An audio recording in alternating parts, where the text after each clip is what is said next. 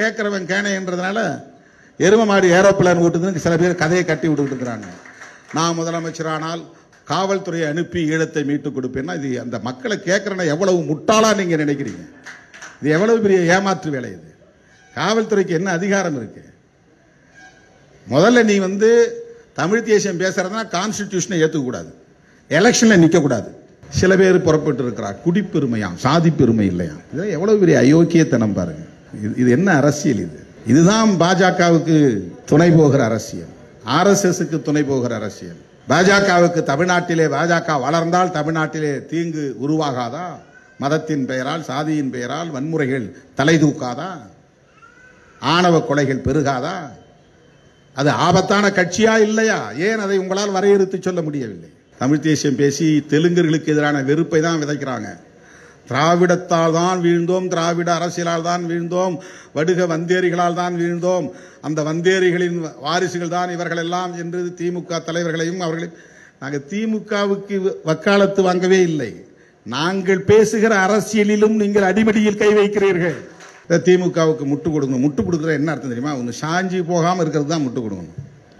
இப்போ திமுக சாயிற நிலையில் இருக்கா? அது ஆளுங்கட்சியா இருக்கு.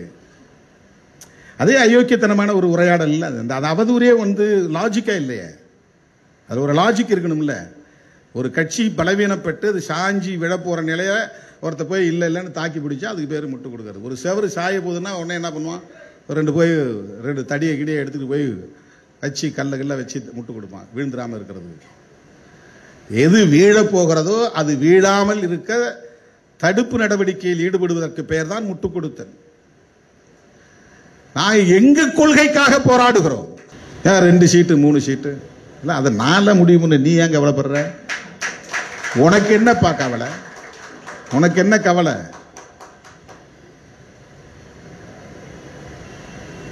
இப்போ 10 சீட்டு கொடுக்குற இடத்துக்கு போனால் சரியாயிருமா? அது 10 சீட்டு ஒருத்தன் கொடுத்துறான், 15 சீட்டு கொடுக்குறான், உடனே ஆட்சி பிடிச்சிட முடியுமா? கட்டுக்கதைகளை அளந்து விடக்கூடியவர்கள் அல்ல, வாய்க்கு வந்தபடி வாய் வீச்சு காட்டக்கூடியவர்கள் அல்ல. இந்த வரலாறு தெரியாத மூடர்கள் இன்றைக்கு நமக்கு எதிரான அவதூறுகளை ராஜபக்சேட்ட போய் கை குலுக்கினாரு. பொறாமை பிடித்த சாதி வெறியர்கள் தொடர்ந்து வன்மத்தை கக்கி கொண்டிருக்கிறார்கள். போனாரு, கையை குலுக்கினாரு. அவர்கள் அரசியல் அறியாமையில் உணர்கிற அற்பர்கள் என்று நாம் கடந்து போகிறோம், அது வேறு. இப்போது அவர்கள் இந்த உதிரிகளை கையிலே வைத்துக்கொண்டு dacoity case, theft case, robbery case, blade போடுற கேஸு, இந்த மாதிரி வழக்குகளில் சம்பந்தப்பட்ட கும்பலை உயர்த்தி பிடிக்கிறார்கள். அந்த கும்பலை கூட வச்சுக்கிட்டு நம்மளை கலாய்க்கிறாங்களாம், திட்டுறாங்களாம். அவனுங்க பேசி விடுதலை சிறுத்தைகள் கட்சியை பலவீனப்படுத்த போகிறார்களாம். இதெல்லாம் பாஜக அரசு திட்டமிட்டு செய்கிற வேலை இது. 22 நாடுகள் பிரபாகரன் அவர்களை எதிர்த்து களத்திலே நின்றன. ஏன் அவனுங்களெல்லாம் யாரையும் நீங்க பேச மாட்டேங்கிறீங்க? ஒன்னு அரசியல் அறியாமையா இருக்கணும், இல்லைன்னா வெறும் அரசியல் ஆதாயத்திற்கான வன்மமாக இருக்க வேண்டும், அவ்வளவுதான். ஒரு மாநிலத்தின் முதலமைச்சருக்கு வெளிவிவகார கொள்கையில எந்த முடிவும் எடுக்க முடியாது. இது அடிப்படை அரசியல் அறிவு உள்ளவன் எவனுக்கும் புரியும். ஆனா இங்க இருக்கிறவன் அத்தனை பேரும் கருணாநிதி தான் காரணம், கருணாநிதி தான் காரணம், கருணாநிதி நினைச்சிருந்தா போரை நிறுத்தி இருக்க முடியும். இப்ப கருணாநிதி அவர்களை டிஃபெண்ட் பண்ணணும் அப்படிங்கிறது நம்ம நோக்கம் இல்லை. அது நீ பேசுற அரசியலே தப்புடான்னு நாம சொல்றோம். நீ பேசுற அரசியலே தப்பு. காழ்ப்புணர்ச்சி நீ கக்கிறே தவிர ஒரு மாநில முதலமைச்சர் ரிசைன் தான் பண்ண முடியும், அவ்வளவுதான், வேற ஒன்றும் பண்ண முடியாது. இப்ப திமுகவை பலவீனப்படுத்துவதற்கு இவங்க இறக்கி விட்ட ஆட்கள்லாம் சரியா இல்லைன்னு இப்ப புதிய ஆளையும் களத்தில் இறக்கி விட்டுருக்காங்க. இப்ப நம்ம ஏன் அவங்க மேல இந்த விமர்சனத்தை வைக்கிறோம்னா கவலையில் இருந்துதான். நாடு என்ன நிலைக்கு ஆகிவிடு. இப்போ அவங்க இன்னைக்கே நாளைக்கே ரீப்ளேஸ் பண்றவங்களா இருந்தா ஓகே, டிஎம்கேவை மாத்திட்டு அவங்க ஆட்சிக்கு வரக்கூடிய சக்தி அவங்களுக்கு இருந்தால் பிரச்சனை இல்லை, அவங்களால வர முடியாது. இப்போ அவங்க என்ன செய்ய போறாங்கன்னா டிஎம்கே ஆட்சிக்கு வர விடாம தடுக்கணும், அதான் அவங்க நோக்கம். இப்போ திராவிட அரசியலை வீழ்த்துறாங்கன்னா அதுக்கு ரொம்ப சிம்பிளா அது பெரியார் அரசியலை வீழ்த்துறதான பொருள். பெரியார் அரசியலை வீழ்த்தி விட்டால் நாம் என்ன அரசியல் பேசணும் சொல்லுங்க? என்ன அரசியல் பேச முடியும்? பெரியார் அரசியல் அம்பேத்கர் அரசியல் ஒண்ணுதான். இப்ப பெரியார் அரசியலை பேச முடியலன்னா அம்பேத்கர் அரசியலை பேச முடியாது. ரெட்டமலை சீனிவாசன் தலைவரா, அம்பேத்கர் வழிகாட்டியான். என்ன பம்மாத்து வேலை இது?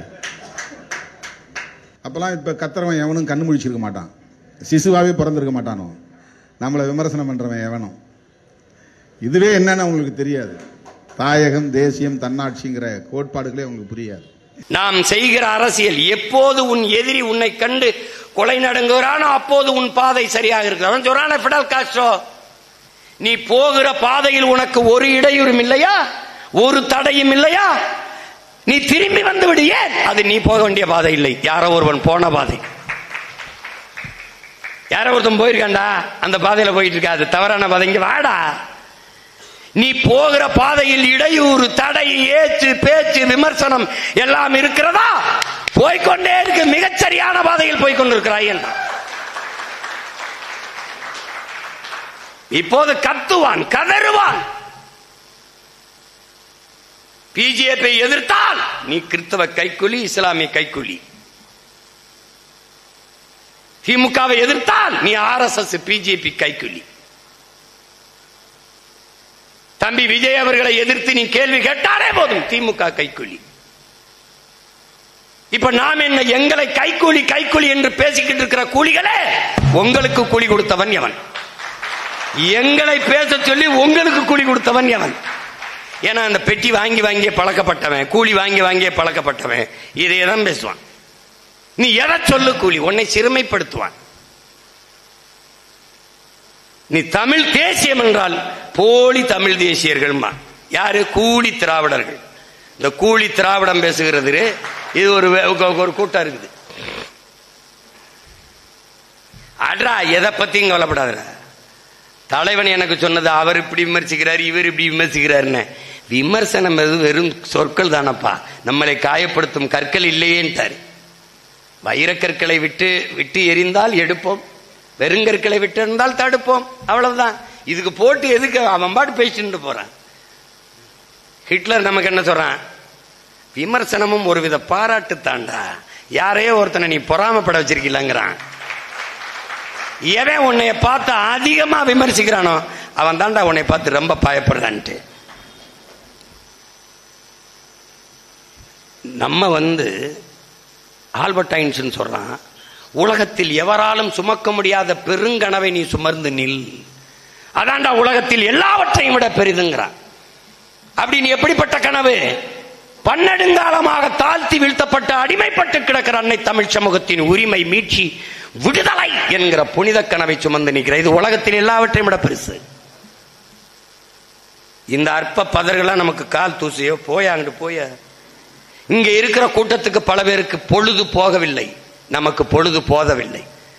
ரெண்டையும் புரிஞ்சுக்கணும். அவன் பொழுது போக உட்காந்துட்டு பொறணி வச்சுட்டு இருப்பான், கலைஞ்சி இதை செஞ்சிருக்க கூடாத, ஏகலை இவனுக்கு எதுக்கு தேவையில்லாத பேச்சு. எனக்கு 100 டைரக்டர் இருக்கான்.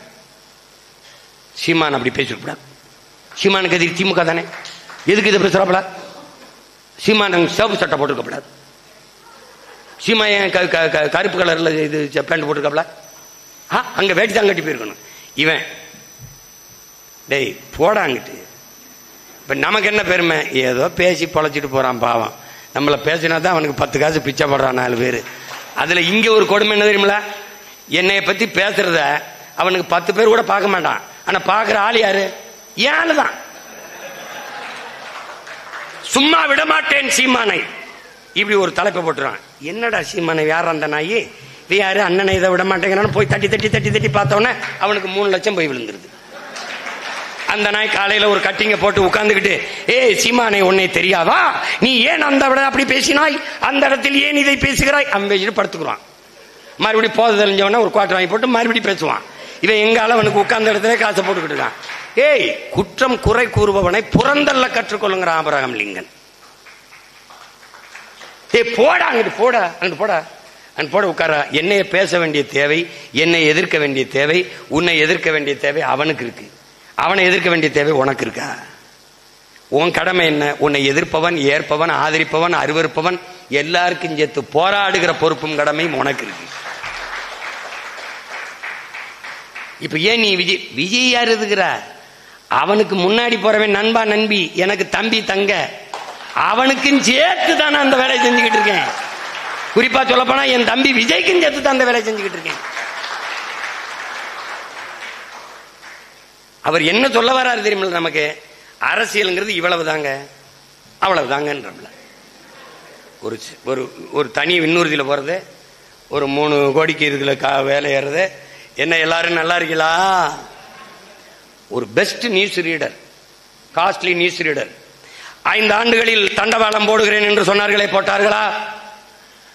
ஈழத்தில் மீனவர்களுக்காக குரல் கொடுப்பது நமது உரிமை இல்லையா? அதே போலவே ஈழத்திலே கொல்லப்பட்ட நம்முடைய ஈழ மக்களுக்காக நாம் பேச வேண்டியது நமது கடமை இல்லையா? இந்த செய்தி படிப்பாங்கல்ல தொலைக்காட்சியில, அதை கொஞ்சம் சத்தமா படிக்கிறாப்புல, கூட்டமா நின்று வெளியில படிக்கிறாப்புல. இவ்வளவுதான். ஆன்றோர்களும் சான்றோர்களும் இருந்த அறிவார்ந்த இன மக்கள் அரசியல் செய்த தளத்தில் நடிப்பது மட்டுமே நாடாள போதும் தகுதி வாய்ந்தது என்று சொல்லுகிறதை இந்த தமிழ் சமூக மக்கள் ஏற்கிறார்களாங்கிறதா இங்க இருக்கிற பிரச்சனை. முதல்ல அவருக்கு அவர் துறை சார்ந்ததிலேயே முழு அறிவு கிடையாது. அவர் துறையிலேயே என்னென்ன சிக்கல் இருக்கு, அதை எப்படி எப்படி தீர்க்கணும்னு தெரியாது. சும்மா இந்த ஊடகம் உட்கார்ந்துக்கிட்டா எல்லா நோய்க்கும் திராவிடம் சொல்லுவாங்கல்ல, எல்லா நோய்க்கும் ஒரே மருந்து பெரியார். அதே மாதிரி எல்லாத்துக்கும் தம்பி விஜய். எனக்கு ஒருத்தன் இந்த 2000 வருஷத்துக்கு முன்னாடி எங்கள்ல ஒரு கிழமை ஒருத்தன் எழுதிட்டு செத்து போனா. எப்படி?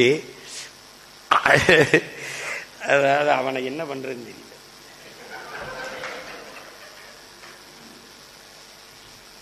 மிகுதியான் மிக்கவை செய்தாரை, எப்படி சொல்றான் பாருங்க. மிகுதியான் மிக்கவை செய்தாரை தாம் தம் தாம் தம் தகுதியான் வென்றுவிடல். எப்படி சொல்றான் பாருங்க. இந்த மாதிரி வேலைகளை செய்யறவனை நீ என்ன பண்ணணும்னாடா, உன்னுடைய பொறுமையாலும் பெருந்தன்மையாலும் வென்று காட்ட வேண்டும்ங்கிறான். இப்ப நாங்க என்ன செய்யறோம்? அப்படியே பார்த்துட்டோம். இந்த பாம்பு கீரி சண்டை மாதிரி தான். அது இப்படி அடிக்கும் பாம்பு, அப்படி போகும். இப்படி அடிக்கும் கீரி, இப்படி போகும். அப்படி அப்படி தவி அங்கிட்டு உட்காரும். இவர் சோர்ந்து விழுந்தோன்னே சொத்துன்னு அடிச்சு இப்படி போ. புரியுதா உங்களுக்கு? நீங்க 100 மீட்டர் 200 மீட்டரு, நான் 5000 மீட்டர் ஓட்டான். எங்கிருந்து? 2008, 9, 10 இருந்து ஓடி வந்துகிட்டு இருக்கேன்.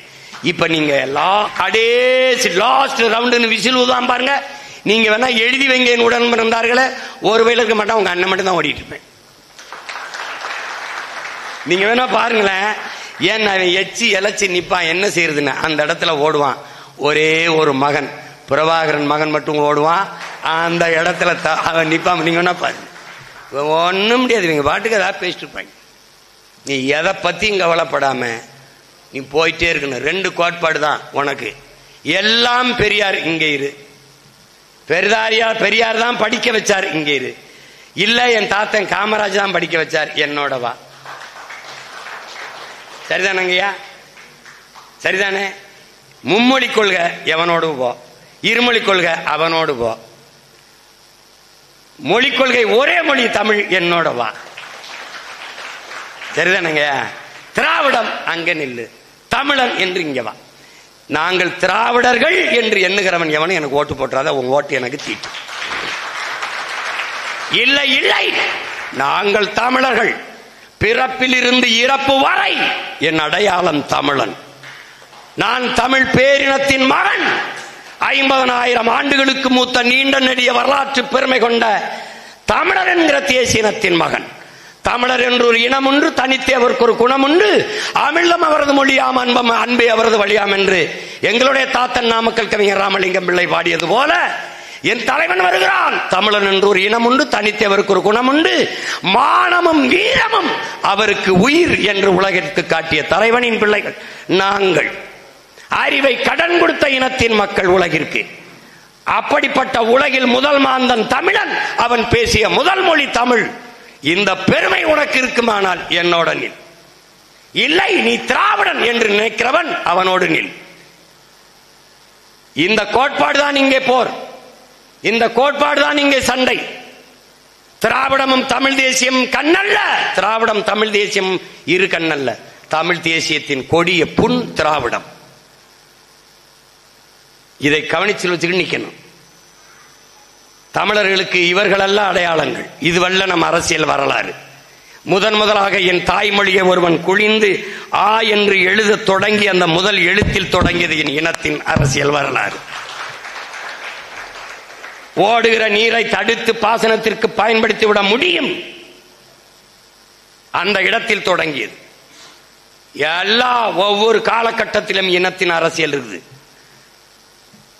ஆதியில் காடுகளில் இருந்து இடம்பெற தொடங்குகிற போது அவன் எடுத்து வைத்த ஒவ்வொரு காலடி தடத்திற்கும் வீரம் தேவைப்பட்டிருக்கிறது என்கிறார் ஐயா அப்துல் கலாம் அவர்கள். அப்போது அவன் எடுத்து வைத்த ஒவ்வொரு காலடி தடத்திலும் என் வீரமும் என் அரசியலும் இருக்குது. சும்மா வந்துகிட்டு இங்க வந்து இது இந்த 50 ஆண்டுக்குள்ள என்னுடைய 50,000 ஆண்டு ஒரு இனத்தினுடைய வரலாற்றை சுருக்குவது என்பது தமிழர் வரலாறே அவனுக்கு இந்தியர் திராவிடர் வரலாறு தான். இன்னைக்கு கீழடியை தமிழர் வரலாறு தமிழர் தொன்மம் என்று சொல்ல எவனுக்கும் நாக்கு வராது. இந்திய நாகரிகம் என்பான், திராவிட நாகரிகம் என்பான். நாம மட்டும் இல்லை என்றால் மூடி இருப்பான். இப்ப நம்ம இருக்கிறனால என்னென்ன அது கொஞ்சம் மெதுவா தமிழர் நாகரிகம் தமிழர் பண்பாடு வந்தான் ஒருத்தன் தமிழிலும் ஓதப்படும். நான் வெளுத்து விட்டுருவேன்ட்டேன். ஏடா ஆப்பிரிக்கா அமெரிக்கால ஆஸ்திரேலியாவில் கேட்டேன் தமிழிலும் ஓதப்படும். டேய் என்னடா என் இறைடா என் மொழி தமிழில் மோதணும். என்னென்னமா பண்ணி பார்த்தானே வழியே இல்லாம ஓதிட்டு தான் திரும்பினாங்க. வெறியாயிட்டேன். டே முருகா உனக்காக தான்டா பேசிட்டு உன் பேரன். டே நீ உன் வேலோட வா, உன் பேரன் உன் தமிழோட வர 2 பேரும் திருச்செந்தூர்ல விளையாடுவோம். அவன் பயந்து நினைச்சுக்கிட்டு இருக்காங்க இவங்க. நம்மள எல்லாம் ஆளுக தான் சின்ன ஆளுக, ரொம்ப சீரியஸா வேலை செய்வோம். அதான் நீங்க கவனத்தில் வச்சுக்கணும். அவன் ஒண்ணு தெரியுது, இவன்கிட்ட காசு இல்லைன்னு தெரியுது.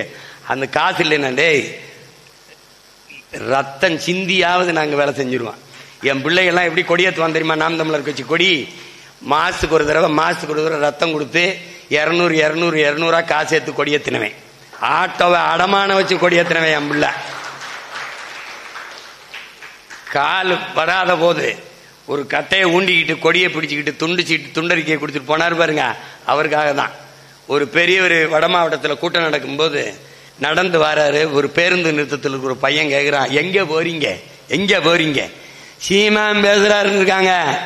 சீமான் பேச்ச கேட்க போய்கிட்டு இருக்கேன். இருட்டாயிருச்சு போயிருவேன். அவர் பேசுறதுக்குள்ள போயிருவேன். திருப்பி எப்படி போவீங்க? யாராவது என் ஊர் பக்கம் போனா போவேன், இல்லைன்னா அங்கே படுத்து இருந்துச்சு காலையில நடந்து வருவேன். ஏன் போறீங்க? சீமான் பேச்ச கேட்கறத விட எனக்கு என்ன வேலை இருக்குதுன்னு கேட்கிறவள. நான் யாருக்கு பாடுபடுறேன்றா? அந்த என் அப்பா இருக்கான் பாரு, அவனுக்காக தான் கத்திக்கிட்டு இருக்கேன்.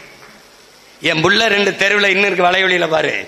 இப்படி துண்டறிக்கை வச்சுக்கிட்டா, இப்படி கொடியை பிடிச்சுக்கிறா.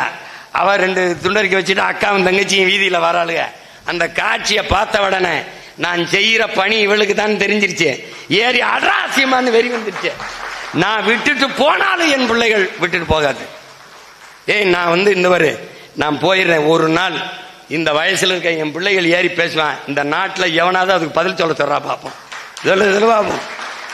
இந்த தேர்தலை நான் நிறுத்துற 234 வேட்பாளரையும் இவன்லாம் ஒரு வேட்பாளரானு மறந்து மைக்க நீட்டிடாத, கொண்டே வருவாங்க. அவன் எழுப்புற கேள்விக்கு எவன் டைம் பதில் இருக்காது. ஏன்? தமிழ் தேசியம்ங்கிறது தத்துவம் இல்ல, சத்தியம். அதை புரிஞ்சுக்கணும். ஒரு தேசிய இனத்தின் உயிர், ஆன்மா, எழுச்சி. அதை அப்படியே இது பண்ணிட்டு போயிட முடியாது. நீ என்னென்னமோ பண்ணி பார்த்திய, சின்னத்தை பறிச்சு பார்த்த, இது பண்ணி பார்த்த, அங்க கூட்டம் போடாத, இங்க போடாத, போட்டியிடுறாருன்னு சொல்லல, என்னை ஒரு கணக்கிலே வைக்கல.